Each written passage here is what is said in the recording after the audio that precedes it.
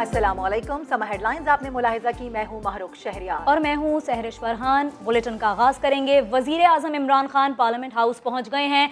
कुछ देर में पार्लिमानी पार्टी के इजलास की सदारत भी करेंगे। आपको अपडेट कर रहे हैं, पाकिस्तान तहरीक इंसाफ की पार्लिमानी पार्टी का इजलास वजीर आजम इमरान खान पार्लियामेंट हाउस पहुँच गए हैं। वजीर आजम कुछ देर में पार्लिमानी पार्टी इजलास की सदारत करेंगे। हुकूमती इत्तेहादी MQM के अरकान इजलास में शरीक होंगे। बड़ा अहम इजलास होने जा रहा है। पाकिस्तान तहरीक इंसाफ की पार्लिमानी पार्टी का ये इजलास है। मिनी बजट आज मंजूर करवाया जाएगा। इस सिलसिले में इससे कबल मुशावरत हो रही है और बताया गया है कि जो इत्तेहादी पार्टियां हैं, इसके अलावा जो हुकूमती नुमाइंदे हैं, हुकूमती अरकान हैं, वो एतमाद अपना दिखाएंगे वज़ीर आज़म इमरान खान पर और उनकी जानिब से कहा गया है कि मुल्क दुरुस्त सिमत में चल रहा है। आगे बढ़े, आपको बताएं कि फाइनेंस तरमीमी बिल अक्सरियत से पास होगा। मुशीर पार्लिमानी उमूर बाबर अवान ने दावा कर दिया। कहते हैं सियासी जुआरी हर बार कहते हैं हुकूमत के 25 से 30 अरकान उनके साथ हैं और हर बार ही 25 से 30 वोटों से शिकस्त हो जाती है। वजीर आजम पाकिस्तान को दुरुस्त सिमत में लेकर जा रहे हैं। नवाज शरीफ के लिए बाहर रहने के दरवाजे बंद और पाकिस्तान में सीधा जेल जाने के रास्ते खुल गए। अपोजिशन का मार्च अपोजिशन के ही खिलाफ है। ये लोग पहले भी 7 मरतबा लॉन्ग मार्च का ऐलान कर चुके हैं।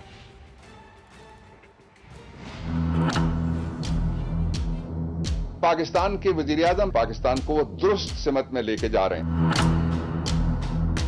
जो सियासी जवारी हैं वो हर दफा ये कहते हैं कि 25 से 30 गवर्नमेंट के हमारे राब्ते में है। हर दफा उनको 25-30 वोटों से शिकस्त होती है। मईशत दौड़ना शुरू हो गई है, कुछ जगह पे वो चलना शुरू हो गया और कुछ जगह पे वो खड़ी हो गई। ऑपोजिशन की घबराहट है, उसका सबब क्या है? नवाज शरीफ साहब के लिए बाहर रहने के रास्ते बंद हो रहे हैं और पाकिस्तान के अंदर सीधे जेल जाने के रास्ते वो खुलने शुरू हो गए। एक घबराहट उनकी है। दूसरा ये कि TT के केसेस तेजी से चलना शुरू हो गए। PPP के पास इख्तिदार के 14वां साल है उनको। सिंध में मैराथन उनको इख्तिदार मिला।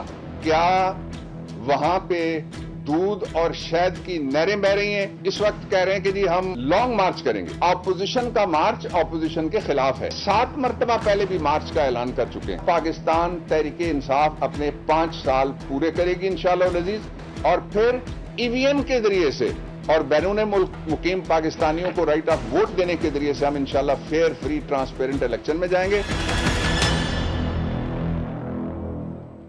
गवर्नर स्टेट बैंक डॉक्टर रजा बाकिर कहते हैं कि बैनुल-अक़वामी सतह पर अजनास की कीमतों में इजाफा बैरूनी खातों की वजह से है, लेकिन पाकिस्तान में इतनी सलाहियत है कि हम इस प्रेशर से बाहर आ सकें।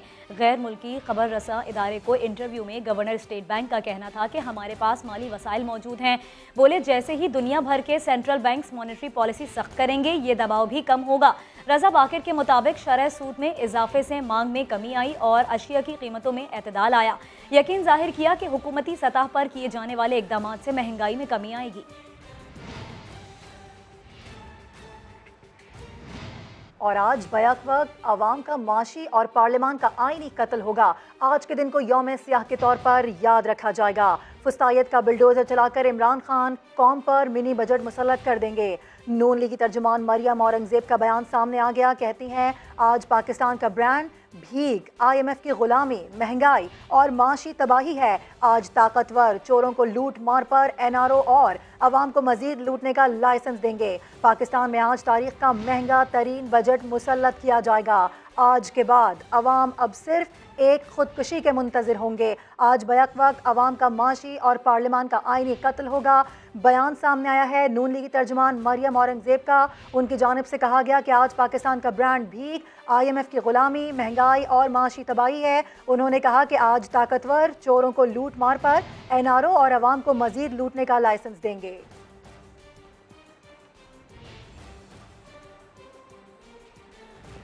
इस्लामाबाद में पार्लियामेंट हाउस के सामने मुस्लिम लीग नून के कारकुनान महंगाई और मिनी बजट की मंजूरी के खिलाफ एहतजाज कर रहे हैं।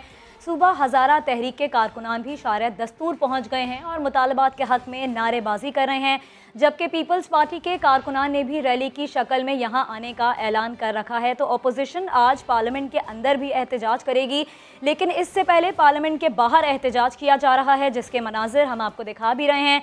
इस्लामाबाद में पार्लियामेंट हाउस के सामने मुस्लिम लीग नून के कारकुनान महंगाई और मिनी बजट की मंजूरी के खिलाफ एहतजाज कर रहे हैं। तो सूबा हज़ारा तहरीक के कारकुनान भी यहाँ पर मौजूद हैं। शाहरा दस्तूर पहुंच गए हैं और मुतालबात के हक में नारेबाजी का सिलसिला जारी है। जबकि पीपल्स पार्टी भी यहां पीछे नहीं, पीपल्स पार्टी के कारकुनान ने भी रैली की शक्ल में यहां पर आने का ऐलान कर रखा है। तो ये 3 जमातें हैं जो कि इस वक्त पार्लियामेंट हाउस के बाहर मौजूद हैं और एहतजाज किया जा रहा है। पीपल्स पार्टी की रैली का भी पार्लियामेंट हाउस पहुंचने का ऐलान, वो भी यहां पर आएंगे और इन्हें ज्वाइन करेंगे। बात करेंगे, हमारे नुमाइंदे आदिल तनोली हमारे साथ मौजूद हैं। आदिल, पार्लियामेंट का एक इजलास होने जा रहा है, बहुत अहम इजलास जारी है। हम देख रहे हैं अपोजिशन यहाँ पर भी खूब शोर शराबा कर रही है, बाहर भी यही सूरत हाल है। हाँ जी, देखें, पीडीएम की मुश्तरका जमातों और तहरीक सूखे कारकुनान की जानब से जो है पार्लियामेंट हाउस के सामने पड़ाव डाला गया है। रावलपिंडी से बड़ी तादाद में मुस्लिम लीग नून के जो लोग हैं वो पहुँचे हैं और इस वक्त पार्लियामेंट हाउस के बाहर जो है एहतजाज जो है तकरीबन पिछले 2 घंटे से ज़ायद वक्त गुजर चुका है, जारी है। मुस्लिम लीग नून, इसके अलावा जमीयत उलमा इस्लाम, दीगर जो पीडीएम में शामिल जमातें हैं उनकी जानब से एहतजाजी मुजाहरा जो है वो किया जा रहा है और ये वक्त दिया गया है तकरीबन 4 बजे। मुस्लिम लीग नून के कायद शहबाज शरीफ जो है वो भी यहाँ पर इन एहतजाजी मुजाहरीन जो है इनके शुरका से मुखातिब होंगे। खासी तादाद में यहाँ पर इस वक्त पीडीएम और तहरीक सूबा हज़ारा के जो कारकुनान हैं वो अपने एहतजाज रिकॉर्ड करवाने के लिए यहाँ पर मौजूद हैं। इशारा दस्तूर के ऊपर कारकुनान के एहतजाज के बायस अगर बात की जाए तो ट्रैफिक भी जाम है, बड़ी लंबी कतारें जो हैं वो गाड़ियों की लगी हुई हैं। ट्रैफिक पुलिस एहलकार जो हैं वो कोशिश कर रहे हैं यहाँ से गाड़ियों को निकालने की, लेकिन मुजाहरीन की जानब से सड़क के ऊपर पड़ाव डाला हुआ है। तकरीबन 2 घंटे से ज़ायद का वक्त गुजर चुका है, खासी तादाद ज़ायद का वक्त गुजर चुका है, यहाँ पर एहतजाज कर रहे हैं। आपसे इस हवाले से अपडेट्स लेते रहेंगे। फिल वक्त आपका शुक्रिया आदिल। और अब आपको बताएं कि सानिया मरी में अहम पेशरफ्त हुई है। इस्लामाबाद हाई कोर्ट ने वज़ीर आज़म को 1 हफ्ते में नेशनल डिजास्टर मैनेजमेंट कमीशन का इजलास बुलाकर जिम्मेदारों का तयन करने का कह दिया है। मेंबर डिजास्टर मैनेजमेंट ने अदालत में इंकशाफ किया है कि 2018 से एनडीएमए कमीशन का कोई इजलास नहीं हुआ। अदालत ने रिमार्क्स दिए कि अमवात की जिम्मेदारी पूरी की पूरी रियासत पर होती है। इस्लामाबाद से रिपोर्ट कर रहे हैं सुहेल रशीद। इस्लामाबाद हाई कोर्ट ने सानिया मरी पर बड़ा हुक्म जारी कर दिया। नेशनल डिजास्टर मैनेजमेंट से मुतालिक कवानीन पर अमल न होना अमवात की वजह करार। वज़ीर आज़म को आइंदा जुमे तक डिजास्टर मैनेजमेंट कमीशन का इजलास बुलाकर जिम्मेदारों का तयन करने की हिदायत कर दी। Deputy attorney general Tayyab Shah ने 1 हफ्ते से ज्यादा की मोहलत मांगी, जिसे अदालत ने मुस्तरद कर दिया। चीफ जस्टिस ने रिमार्क्स दिए कि ये इंतहाई अहम मामला है, ज्यादा वक्त देने पर भी कोई सानिया हो गया तो जिम्मेदार कौन होगा। अदालती हुक्म पर मेंबर एनडीएम में इदरीस खान महसूद पेश हुए, मगर इकदामात पर अदालत को मुतमईन न कर सके। मेंबर एनडीएम ने अदालत में ये इंकशाफ भी किया कि डिजास्टर मैनेजमेंट कमीशन की 2018 के बाद कोई मीटिंग ही नहीं हुई। चीफ जस्टिस ने रिमार्क्स दिया कि वज़ीर आज़म के साथ ऑपोजिशन लीडर और तमाम सूबों के वज़राए आला भी डिजास्टर मैनेजमेंट कमीशन के मेंबरान हैं। क्या किसी ने भी इजलास बुलाने की रिक्वेजिशन नहीं दी? एनडीएमए ने कानून नाफिज किया होता तो मरी में 9 बच्चों समेत 22 अफराद की जान ना जाती। सारी की सारी रियासत जिम्मेदार है, इंक्वायरी की जरूरत ही नहीं, उंगली एनडीएमए पर जाकर ही ठहरती है। मरी के लोगों का क्या कसूर है, उन्हें क्यों बदनाम कर रहे हैं? मेंबर एनडीएमए ने मलबा सूबाई और जिले हुकूमतों पर डाल दिया। ये प्रोविंशियल और डिस्ट्रिक्ट लेवल की अथॉरिटीज़ की रिस्पांसिबिलिटी है प्रोविंशियल और डिस्ट्रिक्ट प्लान्स बनाना, और उसकी रिस्पांसिबिलिटी हमारा प्लान बना हुआ है। अदालत ने कहा कि जिम्मेदारी दूसरों पर न डालें। वज़ीर आज़म को खत लिखें कि वो फौरी तौर पर एनडीएमए का इजलास बुलाएं, जिम्मेदारों का तयन करके उनके खिलाफ कार्रवाई करें और जुमे को आइंदा समाअत पर रिपोर्ट अदालत में पेश की जाए। नेशनल डिजास्टर मैनेजमेंट अथॉरिटी के मेंबर इदरीस खान महसूद का कहना है कि एनडीएमए ने 31 दिसंबर को तमाम लोकल अथॉरिटीज़ को वार्निंग जारी कर दी थी। 5 जनवरी को दोबारा बहुत क्लियर वार्निंग जारी की थी। सानिया मरी से बचने के लिए ज़िलाई और सूबाई हुकूमत को मंसूबाबंदी करनी चाहिए थी। डिजास्टर मैनेजमेंट अथॉरिटी ने 31 दिसंबर को भी वार्निंग इशू कर दी थी सारे लोकल अथॉरिटीज़ को, प्रोविंशियल डिजास्टर मैनेजमेंट अथॉरिटीज़ को, जो डिवॉल्व सब्जेक्ट है, और provincial disaster management authorities provincial government के अंडर है। सिमिलरली सब अथॉरिटीज़ को ये वार्निंग 31 को हुई थी और 5 को बड़ी क्लियर वार्निंग इशू हुई थी। हमारा काम पेशबंदी भी करना है, लेकिन हर एक लेवल का अपनी जिम्मेदारी। तो आपने क्या किया? प्रोविंशियल और डिस्ट्रिक्ट लेवल की अथॉरिटीज़ की रिस्पांसिबिलिटी है प्रोविंशियल और डिस्ट्रिक्ट प्लान्स बनाना, और उसकी रिस्पांसिबिलिटी हमारा प्लान बना हुआ है, और ये प्रोविंस और लोकल लेवल्स पे भी इम्प्लीमेंट होता है, which is national disaster response plan 2019। लेकिन डिस्ट्रिक्ट कमेटी पिंडी की बनी है या नहीं, आपको अभी भी नहीं पता? नोटिफाइड है ये प्रोविंशियल। तो आपने अदालत से कहा है कि मैं चेक करूंगा? नहीं, उनको हमने कहा कि to my knowledge it is notified. Recheck again, come back. अच्छा, मुझे ये बताएं कि जो कमीशन है, नेशनल डिजास्टर मैनेजमेंट कमीशन, उस कमीशन का इजलास 3 साल हो गए, 3 साल से क्यों नहीं बुलाया गया? उस कमीशन का इजलास 3 साल से क्यों नहीं बुलाया गया? उसमें तमाम सर्विसेज चीफ होते हैं, आर्मी, नेवी, चीफ मिनिस्टर होते हैं, प्राइम मिनिस्टर उसका हेड करता है। क्या ये सब जिम्मेदार नहीं है भाई सलाखतों के? आप समेत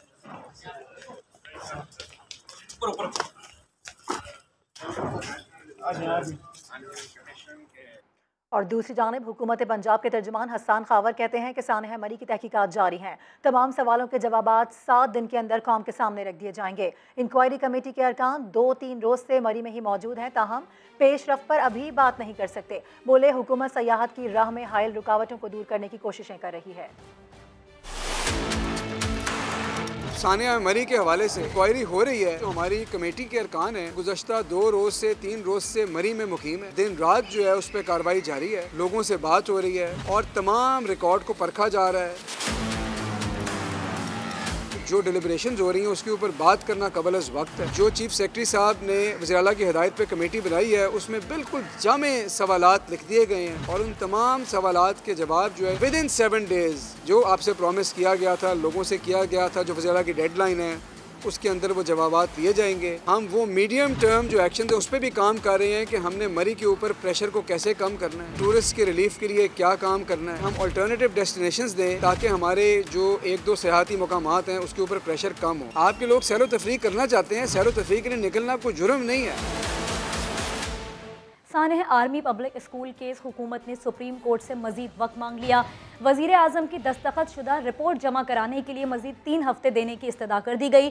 दरख्वास्त में कहा गया है कि शोहदा के वालिदैन से वजीर आजम की कमेटी एक मुलाकात कर चुकी है।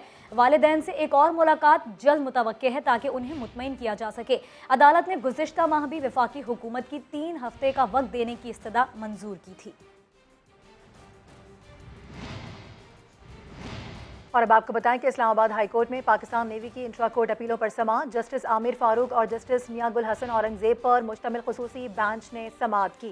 बेंच के अरकान ने रिमार्क्स दिए कि पाकिस्तान नेवी वजारत दिफा के मातहत है, उसूली तौर पर अपीलें विफाक के जरिए आनी चाहिए। इसी हवाले से मजीद बता रहे हैं सुहेल रशीद। देखें, इस्लामाबाद हाई कोर्ट में आज ही अपीलें दायर की गई थी पाकिस्तान नेवी की जानिब से, जिसमें नेवल गोल्फ कोर्स और जो नेवी सेलिंग फॉर्म था उसके खिलाफ जो फैसले आए थे उनको चैलेंज किया गया था और उन फैसलों को मुअत्तल करने की इस्तदा भी की गई थी।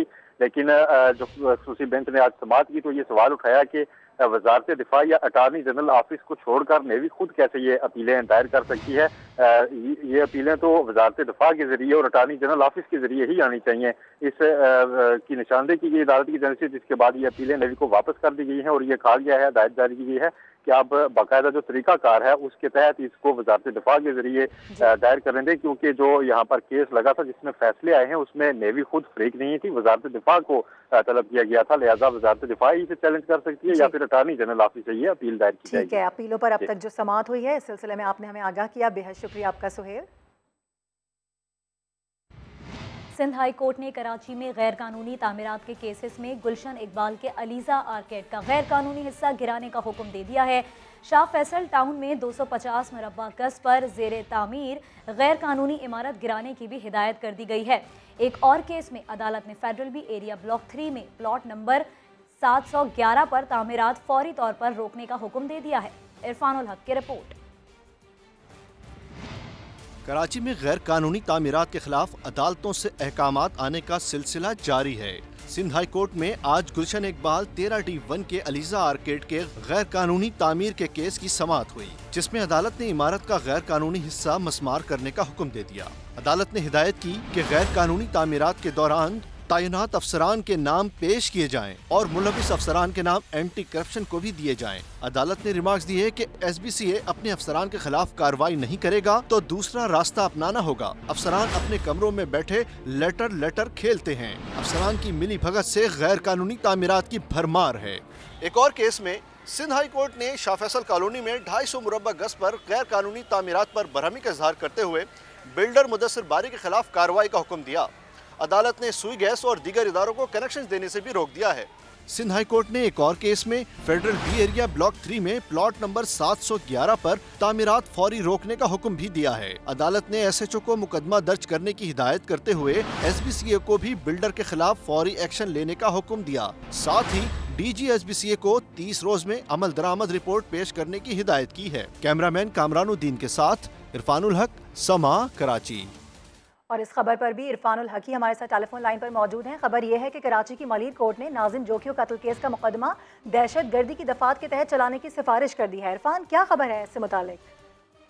देखिए, 5 मुल्ज़िमान की जमानत मनसूख की थी अदालत ने। ये खबर हमने दी थी अपने नाज़रीन को सुबह, और उसका जब तहरीरी हुक्मनामा सामने आया है तो अदालत ने उस हुक्मनामे में करार दिया है कि ये चूँकि दहशत गर्दी का मुकदमा है बज़ाहिर, और अदालत ने सिफारिश भी की है कि मुकदमे में दहशत गर्दी की दफात शामिल की जाए। चूँकि ये सेशन अदालत आम अदालत है, इस अदालत में ये मुकदमा ना चलाया जा सकता है और ना ही इस हवाले से फैसला किया जा सकता है। इसलिए इन 5 मुल्ज़िमान की अदालत ने अबूरी जमानत मनसूख की थी, और अदालत ने इस हुक्मनामे में जुडिशल मजिस्ट्रेट को भी ये हिदायत की है कि जब मुल्ज़िमान के खिलाफ मुकदमे का चालान, हतमी चालान पेश किया जाए तो कानून के मुताबिक उसका फैसला किया जाए। ठीक है, कानून के मुताबिक फैसला किया जाए। बेहद शुक्रिया आपका इरफान।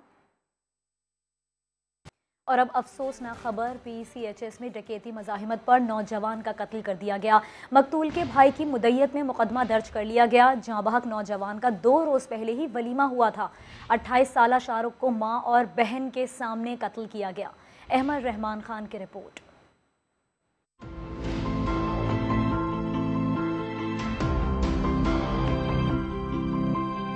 कश्मीर रोड के रिहायशी 28 साला शाहरुख का 2 रोज कबल ही वलीमा हुआ था।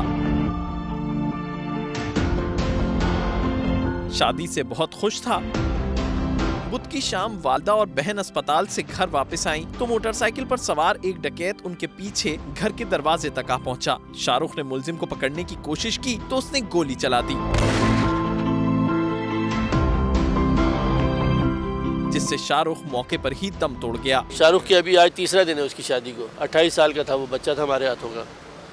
बहुत जुल्म कर दिया इन्होंने। शाहरुख और उसका भाई कार शोरूम में पार्टनर थे। 4 भाइयों में शाहरुख सबसे छोटा था। हमारे लिए तो बस समझो खत्म हो गया। हमारा तो छोटा भाई था, हमारे लिए तो बहुत। हम परसों शादी, 1 हफ्ता हंगामा किया हम लोगों ने, और देखें आज ये। फिरोजाबाद पुलिस के मुताबिक मुलजिम ने 1 गोली चलाई है। पुलिस को जाए वक़ुआ से 9mm का एक खोल भी मिला है। एडिशनल IG कराची ने डकैती की वारदातों पर नोटिस लेते हुए मुलजिमान की जल्द गिरफ्तारी के लिए पुलिस को टास्क भी दे दिया है। शहर में डकैती की बढ़ती हुई वारदातें और पुलिस इन वारदातों को रोकने में तो नाकाम दिखाई दे रही है, लेकिन ये दरख्वास्त जरूर कर रही है शहरियों से कि वो मज़ाहमत ना करें, क्योंकि आपकी जान आपके माल से ज्यादा कीमती है। कैमरामैन कासिम रईस और मजहर सिद्दीकी के साथ अहमद रहमान खान, समा, कराची। और आपको बताएं कि पीपल्स मेडिकल कॉलेज नवाबशाह की तालिबा की ब्लैकमेलिंग से मुबैना खुदकुशी chief justice Sindh high court के नोटिस पर पुलिस अफसरान अदालत में पेश। अदालत ने मरकजी मुलजिम की फौरी गिरफ्तारी का हुक्म दे दिया। पुलिस अफसरान chief justice Sindh high court के चैम्बर में पेश हुए। अदालत ने मरकजी मुलजिम की फौरी गिरफ्तारी का हुक्म देते हुए DIG हैदराबाद और दीगर से 25 जनवरी को पेशरफ्त रिपोर्ट तलब कर ली है। DIG हैदराबाद पीर मोहम्मद शाह ने मरकजी मुलजिम की गिरफ्तारी से मुतालिक सवाल पर जवाब देने से इनकार किया। अहाता अदालत के बाहर गुफ्तगू में DIG हैदराबाद का कहना था कि 25 जनवरी को तफसीलात से आगाह करेंगे। मुल्तान के एमरसन कॉलेज के हॉस्टल से तालिबे इल्म की फंदा लगी लाश बरामद हुई। पुलिस ने लाश पोस्टमार्टम के लिए अस्पताल मुंतकिल कर दी। मजीद बता रहे हैं राशिद हमीद इस रिपोर्ट में। मुल्तान में BS इंग्लिश के तालिब इल्म की निजी हॉस्टल से फंदा लगी लाश बरामद। रिश्तेदारों ने कत्ल का इल्जाम लगा दिया। वाकया खुदकुशी या फिर कत्ल, गुत्थी सुलझ न सकी। हमें इत्तला मिली, हम जब आए और हमने जब आके तस्वीरें वगैरह उसके मोबाइल में देखी, जब तक हम आए तब तक उसकी डेड बॉडी हॉस्टल से यहाँ ला चुके थे। और जब हमने तस्वीरें देखी, बज़ाहिर हमें लग रहा है कि ये कत्ल है।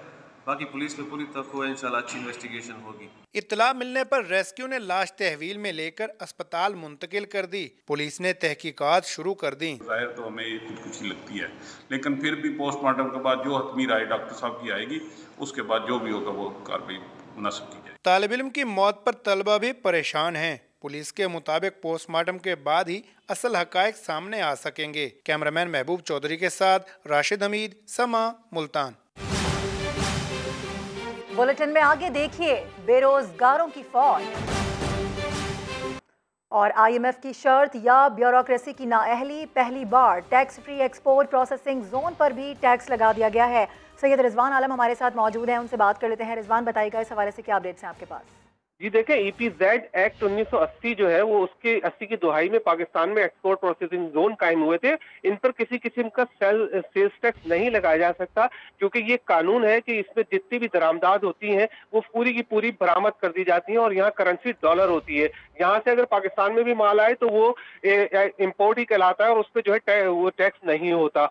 तो ये बरामद कुनंदगान जो है इस हवाले से जो है शौकत तरीन और FBR से मुलाकात की थी और अपना ये मसला बताया था कि आपको इससे कोई टैक्स रेवेन्यू हासिल नहीं होगा, क्योंकि इस पे सेल्स टैक्स आपको रिफंड करना पड़ेगा जो एक्सपोर्ट का कानून है।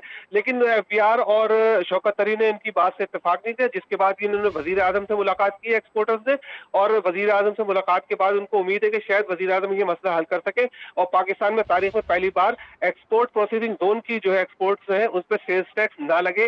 लेकिन अब तक जो है फाइनेंस बिल में जो है ये इसकी तजवीज शामिल है और ये फाइनेंस बिल की कॉपी सबको मौसूल हो चुकी है। जो कॉपी में देखा जा सकता है, इसकी तजवीज इसमें शामिल की गई है, लेकिन कहा गया है कि इस पर बात की जाएगी। बेहद शुक्रिया आपका रिजवान। वफाकी वजीर इत्तलात फवाद चौधरी कहते हैं कि आज जो होने जा रहा है उससे मुल्क की मईशत बेहतर होगी। नून लीग और पीपल्स पार्टी का मुस्तकबिल है, नवाज शरीफ और जरदारी का नहीं। अल्लाह, ये जो आज होने जा रहा है इससे पाकिस्तान की मईशत में एक स्टेबिलिटी आएगी और नून लीग और पीपल्स पार्टी का मुस्तकबिल है, जरदारी और नवाज शरीफ का मुस्तकबिल खत्म हो गया और आप देखेंगे कि इंशाल्लाह तब्दीलियां आपको पार्टीज में जल्द नजर आना। सर, मुश्तरका मफादात काउंसिल के हवाले से बताएं, बड़े हैं इजलास? हाँ, अभी इजलास जो है वो भी खत्म हुआ है। वो जो इंटरप्रेन्योरशिप मिनिस्टर हैं डॉक्टर फहमीदा मिर्जा, वो भी प्रेस रिलीज जारी करेंगे तमाम।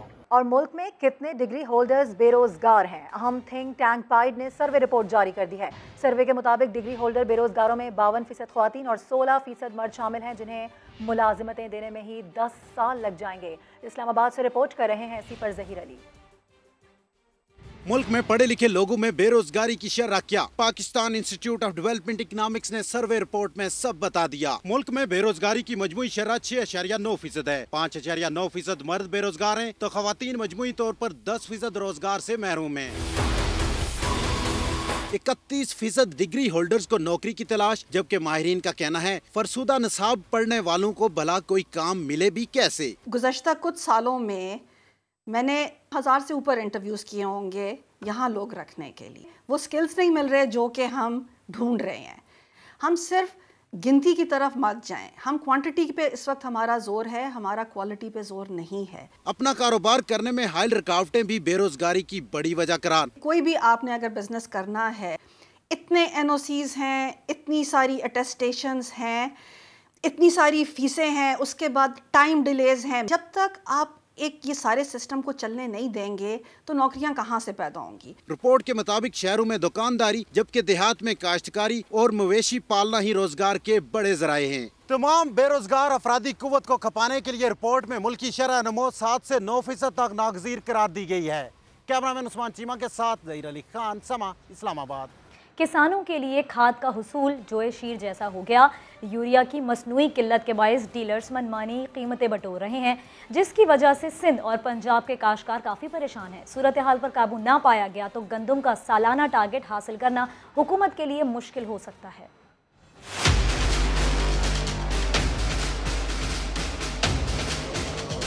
मुल्तान में हुकूमत पंजाब की जानिब से लगाए जाने वाले सेल पॉइंट पर भी खाद होते हुए किसान खाद से महरूम हैं। खाद के लिए परेशान किसानों का इल्जाम है कि कार्ड पर भी खाद नहीं दी जा रही। सवेरे 8 बजे के हम घर से आते हैं, नाश्ते नहीं करते, भूखे पेट आते हैं, तो लाइनों में खड़े होते हैं। जब 4 बजती है खाली घर चले जाते हैं। किसान कार्ड के सुबह से लेकर अब तक मुझे ना सिर्फ 3 बोरी उन्होंने दी है और मेरे 84 कनाल है, तकरीबन 20 एकड़ बनती है वो। सिंध में भी काश्तकारों पर खाद बनाने वाली कंपनियों और मुनाफाखोर डीलर्स का राज है, लेकिन महकमा एग्रीकल्चर खामोश है। माल जो है महंगा है, अब क्या करें, इसी वजह से फिर रखा हुआ नहीं हमने माल। मार्केट में तो तकरीबन 3000-2900 रुपये का बिक रहा है ना, और वैसे रेट जो है वो 1780 रुपये। राजनपुर की सूरत हाल भी मुख्तलिफ नहीं। तवील कतारों में लगकर महंगी खाद खरीदने वाले किसान कहते हैं हुकूमत हालात पर काबू पाने में मुकम्मल नाकाम हो चुकी है। और दूसरी जानिब खैरपुर में भी किसान सड़कों पर निकल आए हैं। ओल्ड कौमी शाहराह बंद कर दी है। उनके क्या मुतालबात हैं, वो क्या कह रहे हैं, इसी हवाले से बात कर लेते हैं अपने नुमाइंदे शफीक शर से। जी शफीक। जी बिल्कुल, ये खैरपुर में खाद मुकम्मल तौर ब्लैक पे फरोख्त हो रही है। खाद की जो है कि ब्लैक पे फरोख्त होने के खिलाफ काश्तकार कौमी शाहराह पर ओल्ड कौमी शाहराह पंजाटी के करीब जो है कि उन्होंने धरना दिया है। धरने की क़यादत मौलाना जुबैर फलापोटो, प्यारो फलापोटो और दीगर कर रहे हैं। काश्तकारों ने जो है कि धरने की वजह से जो है ओल्ड कौमी शाहराह पर ट्रैफिक दो तरफा ट्रैफिक जो मुकम्मल तौर पर ब्लॉक हो गई है। काश्तकारों का ये कहना है कि जब तक हमें खाद जो मुयसर नहीं की जाएगी, जब तक धरना ये जारी रहेगा। खाद न मिलने की वजह से उनकी कंदम की फसल, सरसों की फसल और दीगर फसलें जो है शदीद मुतासिर है। ठीक है शफीक सर, बहुत शुक्रिया तफसीलात के लिए। चिकन वेस्ट से कुकिंग ऑयल बनाकर आवाम की सेहत से खिलवाड़ का इंकशाफ। पीएसी ने क्वालिटी कंट्रोल अथॉरिटी को कार्रवाई की हिदायत कर दी। पब्लिक अकाउंट्स कमेटी में अरकान की अक्सरियत गैर हाजिर रही। बहस छोड़कर अरकान भंग से बजट खसारे में कमी लाने पर बहस करते रहे। शकील अहमद की रिपोर्ट। पब्लिक अकाउंट्स कमेटी के इजलास में हुकूमती अरकान वक्त पर ना पहुंच पाए, कोरम पूरा ना हुआ तो अयाज सादिक ने वक्त गुजारी के लिए भंग का जिक्र छेड़ दिया। नवीद कमर ने लुकमा दिया, पाकिस्तान का बजट खसारा अब भंग की लाइसेंस फीस से ही पूरा होगा। राना तनवीर हुसैन ने कहा, सुना है 6 लाइसेंस जारी भी कर दिए गए हैं। दुनिया में अब जो है एक फॉर्मलाइज तरीके से टेकअप किया जा रहा है, तो पोटेंशियल को तो जरूर एक्सप्लोर करना चाहिए, लेकिन उसे ये तवक्कुआत नहीं रखनी चाहिए कोई हीरोइन नहीं बना रहे। रुकन कमेटी हुसैन तारिक ने इंकशाफ किया कि चिकन की अंतड़ियों और पंजों समेत वेस्ट को पिघलाकर ऑयल तैयार किया जा रहा है, जो होटलों में इस्तेमाल हो रहा है। कमेटी ने क्वालिटी कंट्रोल अथॉरिटीज को कार्रवाई की हिदायत कर दी। कुछ लोग हैं जो थोड़े से इजी मनी के लिए लोगों की सेहत के साथ खेल रहे हैं, और मैं समझता हूँ कि ये PSQC जो अदारा है अगर अपनी जिम्मेदारी निभाए तो डेफिनेटली उनको पकड़ा जा सकता है। मैंने कराची में सारे ये बंद करवाए थे। चेयरमैन कमेटी ने यूटिलिटी स्टोर्स पर घी के म्यार पर भी संजीदा सवालात उठाए। अयाज सादिक ने कहा कि एक बात तय है, नून लीग की हुकूमत आई तो राना तनवीर वजीर साइंस और टेक्नोलॉजी होंगे, जिस पर रियाज फतियाना ने जुमला कसा कि इसके लिए आप फिर 2028 तक इंतजार करें। और अब आपको बताएं कि सेनेट की इंसानी हुकूक कमेटी के अरकान ने नाजिम जोखियो कत्ल के मुल्जिमान के फरार पर IG सिंध की मौतरी का मुतालबा कर दिया है। हुकूमती रुकन सैफुल्लाह अबड़ो ने हलीम आदिल शेख पर इंसदादे दहशतगर्दी दफात लगाने का मामला भी उठाया। IG सिंध मुश्ताक महर का एक भी इल्ज़ाम मानने से इनकार। कमेटी ने नाजिम जोखियो की बेवा को आइंदा इजलास में बुलाने का फैसला कर लिया है। इस्लामाबाद से रिपोर्ट कर रहे हैं जहीर अली। सेनेट की इंसानी हकूक कमेटी के इजलास में चेयरमैन वलीद इकबाल ने नाज़िम जोखियो कत्ल के 5 मुल्जिमान के भाग जाने का बताया। इस पर सेनेटर मुश्ताक अहमद ने कहा, पुलिस हिरासत से मुल्जिमान मर्जी के बगैर कैसे भाग सकते हैं। सेनेटर सैफुल्लाह अबड़ो ने केस का हलीम आदिल शेख पर मुकदमे से मुआजना कर दिया। इनमें जिस पे इनको केस दाखिल करना होता है, जिस भी बंदे पे, चाहे वो घर पे सोया हुआ उस पे ATC भी लग जाता है, उस पे सब कुछ लग जाता है, जो इनको ऊपर से अहकाम आता है। इनको केस FIR नहीं लाज करनी, चाहे वो बंदा कत्ल हो जाए, अगवा हो जाए, उस पे FIR नहीं काटते। नाजिम जोखियो का कातिलों का पुलिस कस्टडी से भागना पूरे पाकिस्तानी कौम के मुंह पर तमांचा है। IG सिंध को फौरी तौर पर मुअत्तल करना चाहिए। IG सिंध मुश्ताक महर ने इजलास में वर्चुअल शिरकत करते हुए मौक़िफ़ इख्तियार किया कि जिन अफराद के भागने का कहा जा रहा है वो चालान में शामिल ही नहीं थे। मुद्दई के कहने पर उनका नाम FIR में शामिल किया। मुकदमे की मुद्दत पर मकतूल की बेवा और भाई में तनाज़ा था। कमेटी ने आइंदा इजलास में नाज़िम जोखियो की बेवा को बुला लिया और IG सिंध को केस के मुतालिक तहरीरी जवाब जमा कराने का हुक्म दिया। सिंध सरकार की सरपरस्ती में कराची में दहशतगर्दी हो रही है। रेंजर्स अमनो अमान की जिम्मेदारी अपने हाथ में लेकर दोबारा शहर में ऑपरेशन करें। Opposition leader Sindh assembly Haleem Adil Sheikh की डकैती मज़ाहिमत पर जाम बहक शाहरुख के घर आमद पर गुफ्तगू। कहा कि सिंध पुलिस सियासी हो चुकी है, सरकारी वकील पैसा लेकर बिक जाता है, डाकू जेलों से रिहा हो जाते हैं।